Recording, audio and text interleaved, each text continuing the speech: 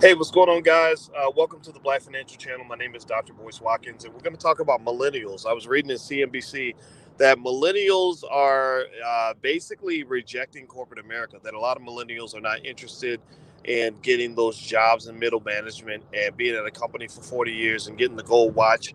And I'm going to explain to you why they're actually on the right track, why they figured out some things that their parents have not.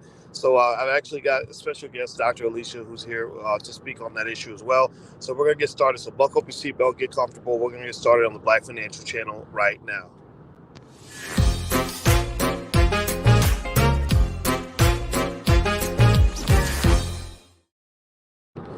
Hey everybody, what's going on? Welcome to the Black Financial Channel. This is theblackfinancialchannel.com. This is where I, Dr. Boyce Watkins, your friendly neighborhood finance professor, breaks down economic issues from a Black perspective. We believe that Black people can do it by ourselves. We believe in building Black wealth, and we believe in taking care of the community, solving our own problems.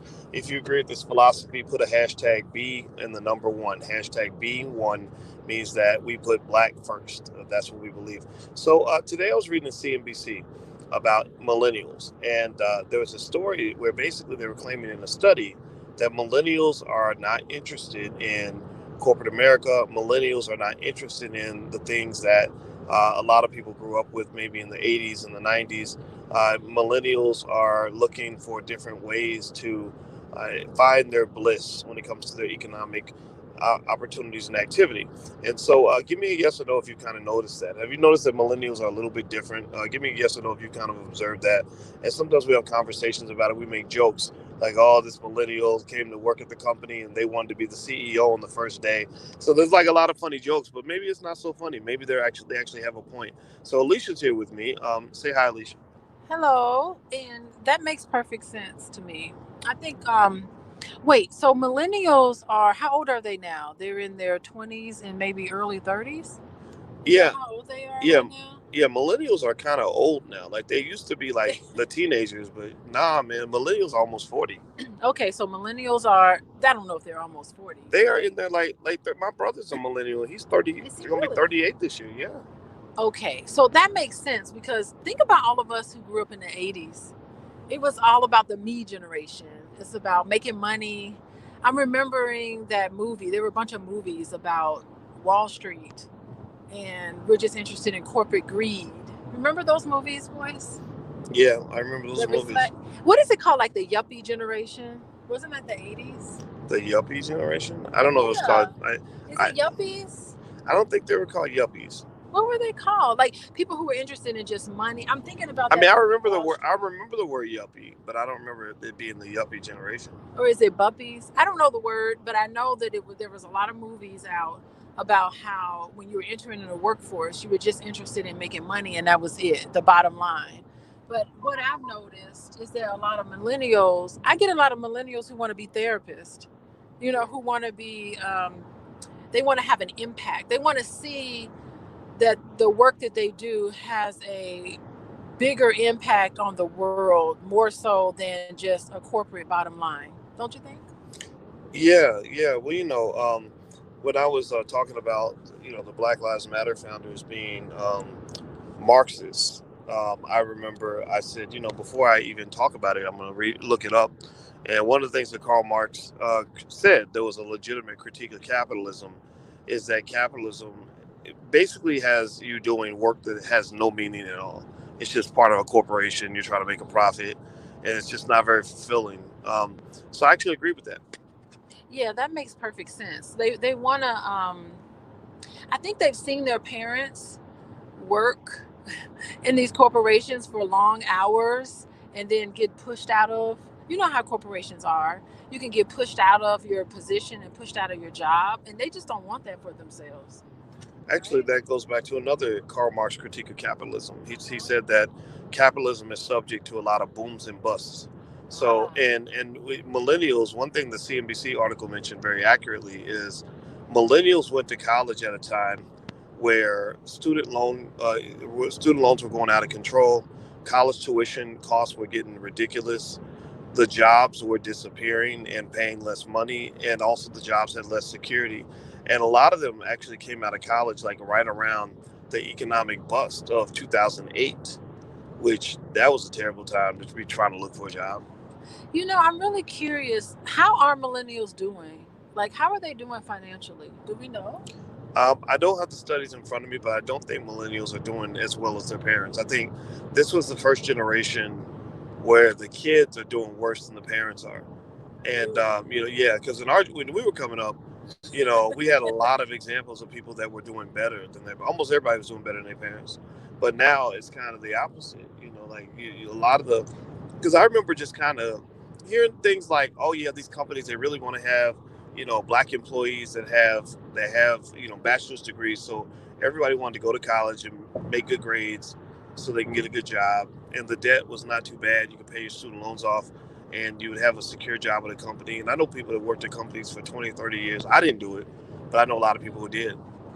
Interesting. So they're not doing very well, and they don't see working in some big gray looking building with no windows. They think that's a prison where they have to punch in 9 to 5. They don't like that 9 to 5 sort of environment where, Well, right?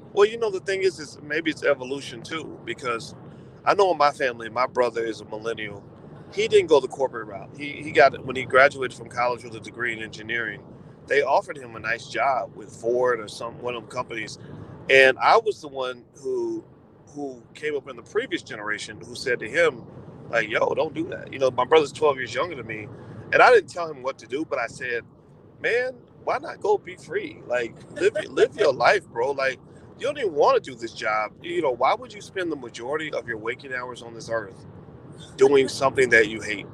Like, I mean, think about that. That is, I'm not a Marxist. I'm not a capitalist, but I'm not a Marxist. But Marx is right about that. Why would you spend the majority of your life doing work you hate around people that you don't even like, especially if you're black? White people treat you like a damn slave dog, and you up in there like just taking all the butter biscuits, like because you feel like that's your only option. It's a terrible feeling.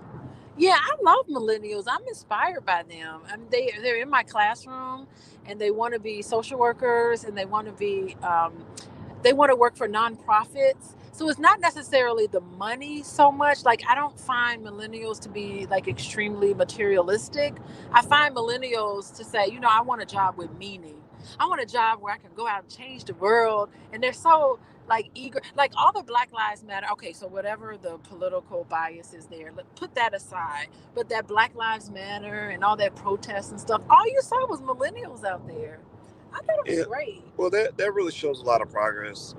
Now, mind you, the millennials I see are mostly like men and women that follow me because they're into the wealth thing. So Okay. they I wouldn't call them materialistic, but They're not materialistic. well, they're very committed to freedom, and they do like nice stuff though. Like they, like, and I don't have a problem with that. Like I think people, if you want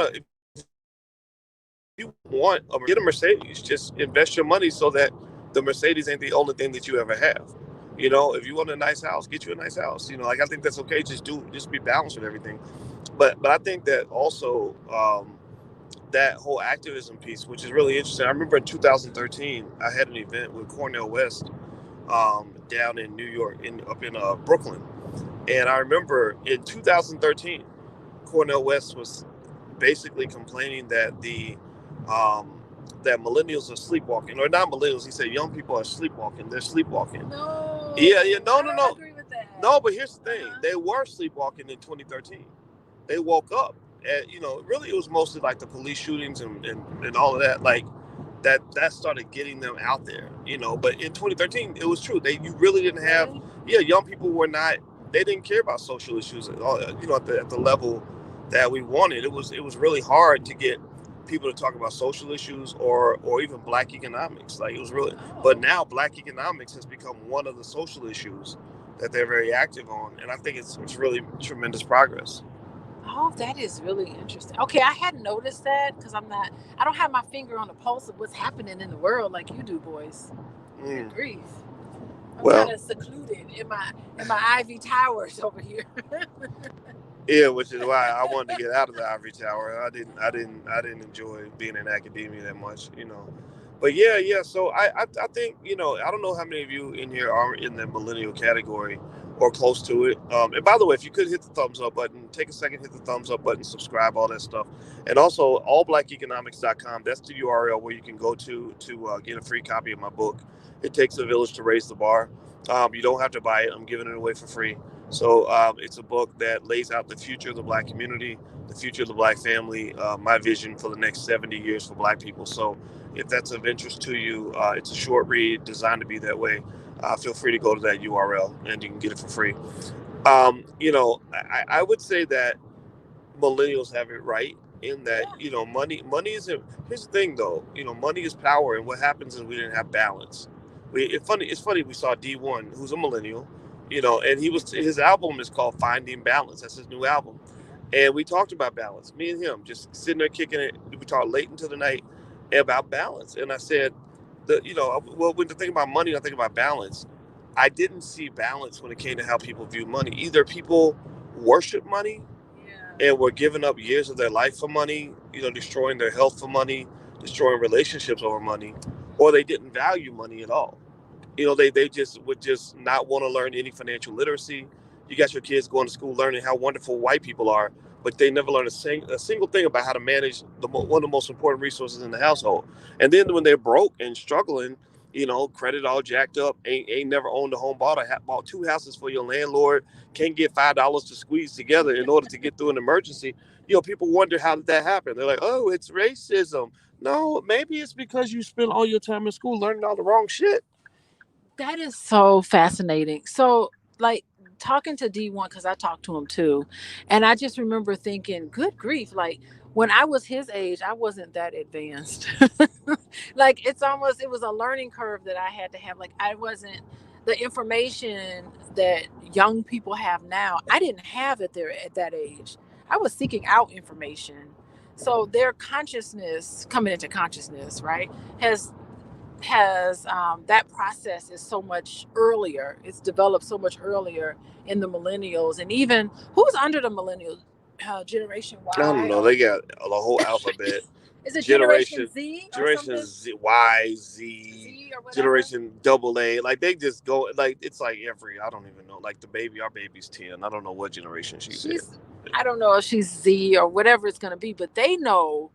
Gosh, if I had known at 10 what she knows now, that'd be She great. knows a lot, but she knows a lot of crap. You know, like a lot of stuff they teach at school. Like she's an expert on pronouns and how people have different pronouns. And I'm not against that per se, but they make that into something bigger than it needs to be. And I'm like, no, your damn kids need to be experts on how to survive. Like teach them the essentials first She knows all before we about, start getting into that stupid stuff. yeah, cisgender, and she knows all about that kind of Yeah, and stuff. I don't like that mainly because I think Black people need to learn survival skills. Like we got to learn early how to be okay, you know. And I see a lot of people that are not okay, and I'm like, well, who was responsible for teaching you? Who was responsible for preparing you for the future? Like So whoever was responsible did not do their job. wait, you just said survival skills. I don't know. What do you mean by that? Survival A skills. lot of it starts with money. Like think about it. Think about it. Okay. Money is everywhere in your life. People think about money every day. The only thing people think about money more than money is sex. Right, seriously. And so think about it. Sex is related to your survival too, right? Your ability to reproduce and all that. So money is something that drives people's decisions every day. You know, I see people that date terrible people because they need the money. They take horrible jobs that they hate because of money. You'll hear somebody, you know, like they'll make like key life decisions That's on them. over very small amounts. But no, I talked to a young lady that I mentor who was a nurse, and she was making good money. And um, I said, so tell me about your life. What's going on with you? And she said, well, I want to go live in somewhere in the state. I came from South Carolina, something with my brother, and so that my kids can be raised with his kids and they could be near their cousins. She said, but if I get, you know, more money at this job, I'm gonna stay here. And I said, how much more money is it? And let's say it was like $5,000 or something. I said, I don't really know if you want to change the trajectory of your entire life and the trajectory of the entire next generation over $5,000 a year. I'm not belittling the 5 grand, But I said, what? I said, maybe, if you take a class and get a little side hustle where you can make that 5 grand in your side hustle, you can go do what you want to do. You can really live your best life. Like a lot of people ain't living their best life. They living their second best life. Well, wait a minute. So, I mean, nurses are in demand right now. So, no matter where you are in this country, if you are an RN, is she an RN? Yeah. Yeah, if you're an RN, no matter where you go, you're gonna find a good job. So we need more RNs right now. Yeah. So I don't know what she Yeah, means by I that. think for her it was about the fact that some jobs pay more than others. Some cities pay nurses more than others. Well, it's all dependent on the cost of living. Right, I right. don't know. Right, I didn't speak to this young lady. I'd have a lot of questions for her. right, right. But my point is to say I've seen people do that. I've seen people make major life transitions. Like, okay, do I work for the hot dog company or do I work for the soda company? And I'm gonna pick the soda company because the soda company paid me 84,000, and the hot dog company paid me 81,000. Yeah, but what about your quality of life? What if you just in your heart and soul, you know you a soda person and you really hate hot dogs? What if like you meditated and you find out that soda is your deep desire and your life purpose is soda? Right, and So that's what for a yeah. couple $1,000? So Go we're for right. it. So we're on the same page, right? Okay. Like I'm saying, don't let go. Don't let go of your purpose or your passion. Your destiny is far more important than $5,000 a year. Okay. But I see a lot of people walk away from their passion because they need that extra money, and the big reason why is because they've never been trained that you can have your cake and eat it too.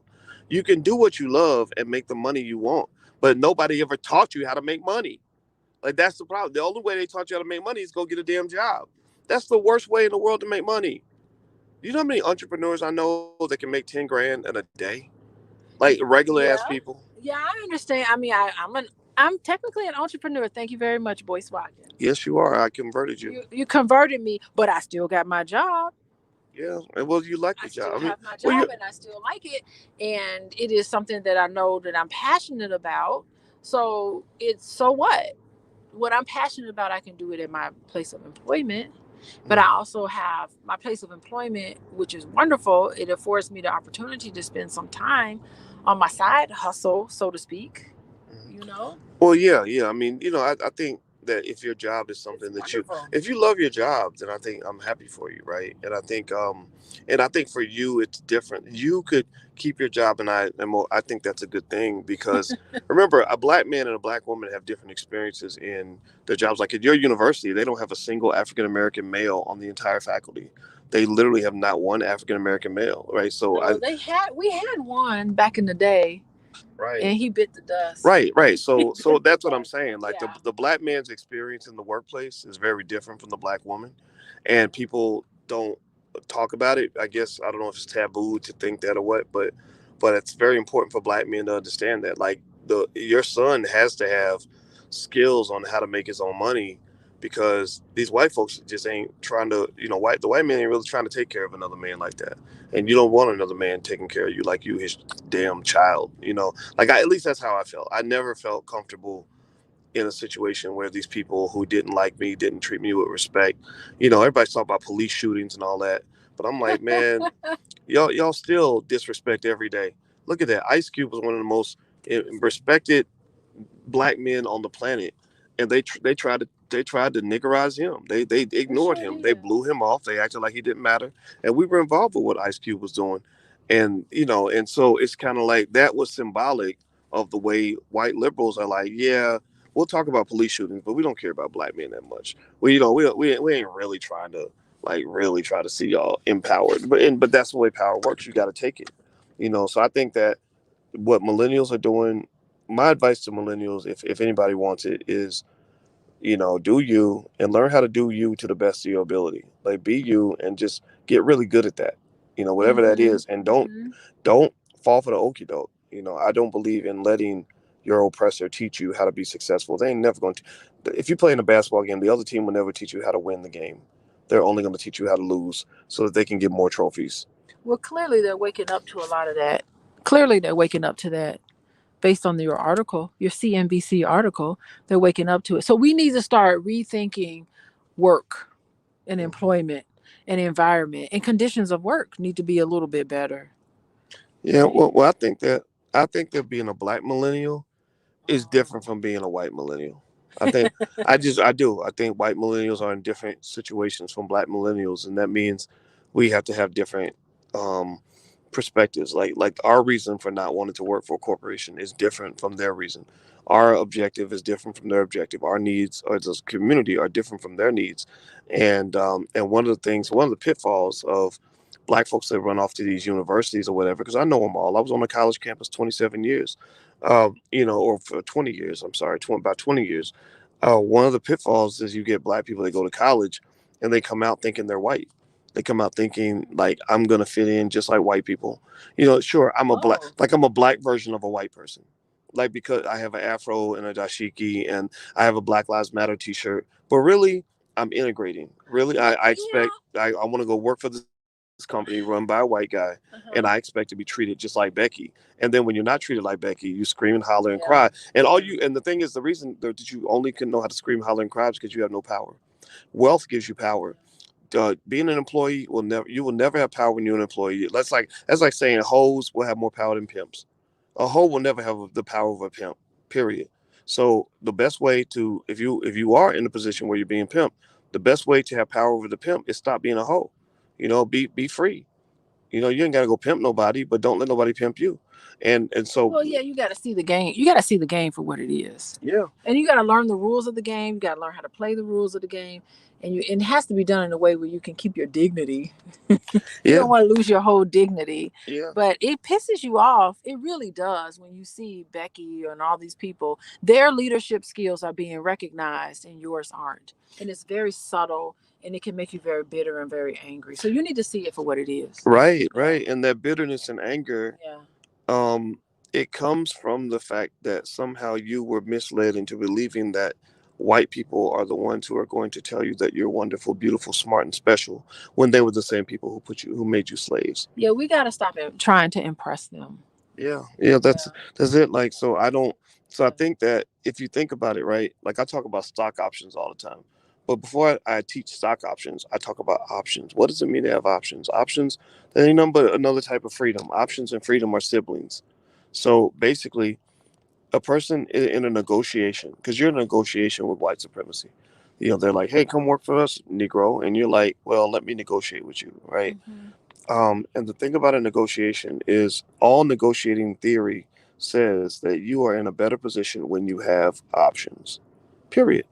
So if you have options for yourself, meaning that you can walk away from that job, you put your child, let's say it's 20 years from now, your child's got $250,000 in assets because you've been doing like the $5 a day investing plan.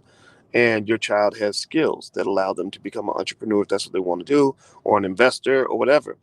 Then their child has options. So they're in that job, they can negotiate more effectively because when the disrespect comes, there's the black person who says, "Oh, I got options. I'm not even mad you disrespected me. I'm just gonna go somewhere where I am gonna be respected." Versus the person who has no options, and all they can do is sit back, scream, and cry. I'm just thinking about the stress of it all. Like the stress of working around people that you know they don't like you.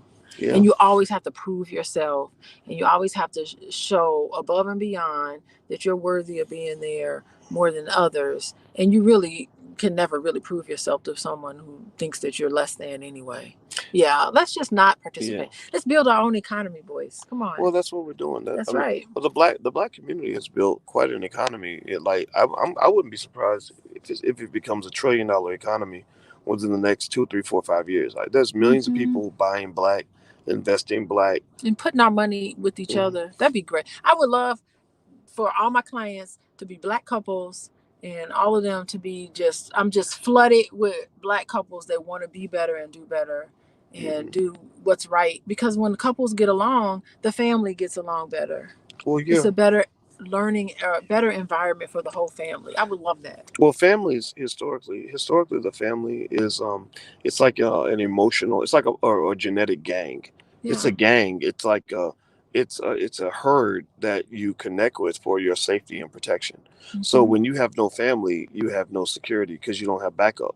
Mm-hmm. So it's very important that you have coping mechanisms so you can get along with each other, so that you can survive. Because if you're fighting and everybody goes their separate ways, think about it. Imagine we were in the zombie apocalypse and we're all, seriously, like Oh my taking, goodness. so we're all in the zombie apocalypse and we're all trying to stay alive, and then we start fighting each other and we start killing each other, or we just get mad and we split up and go our separate ways. We will be taken out one by one. So there's strength in numbers, and we're weak when we're apart. We're Yeah. strong when we're together, and we're weak when we're apart. We're always stronger together. So Yeah. the ability to form relationships, maintain relationships, and repair relationships is one of the most important skills a person can have when it comes to their survival. You look at, for example, like like just yesterday when I was sitting there talking to D1, because we have Mm-hmm. a great relationship, we were talking business. Like, okay, hey, let's work together on this. We can work together on that, right? That helps. That's where we're bringing together our resources and helping each other become successful. But the reason that we have that great relationship and we can work together is because we're both good people. Yes, Because you we are. had conversations Yeah. about very prominent people that we've met who will remain nameless, who did not manage relationships. We did. We talked about two or three people Yeah, that that was interesting. everybody would know about. Where we met them, we were like, man, these guys were terrible. Isn't it something how you both of you had the same experiences with the same people? Yeah. That you Hmm. met. Yeah, Yeah. yeah. So I think a big rule in life is don't be an asshole. Like that's a. I said that. I said that at my brother's wedding. That was part of the toast. I said, don't be an asshole. Be nice to people. Be helpful. Be supportive. Be a good person. Like I think that goes a long way. And And be gentle. Be gentle with the people you love. mm, well, I like that gentleness. I'm gonna be gentle with you. Well, you are. You are. You really are gentle with me. Oh, thank Yeah. you. So no matter how much you bother me, at least you're gentle, and I'm okay with it. And I know I bother you too sometimes. Yeah. Well, I don't yell at you. That I mean, maybe I don't know. I don't. It's something off. You've never yelled. You've never really. You've never haven't done anything really. No, I've always been taught like you love a woman, you gotta treat her nice. Like I don't know, I don't get these guys who claim they love a woman and treat her like crap. Like that don't make no sense. Yeah. Yeah. I can see that. Yeah.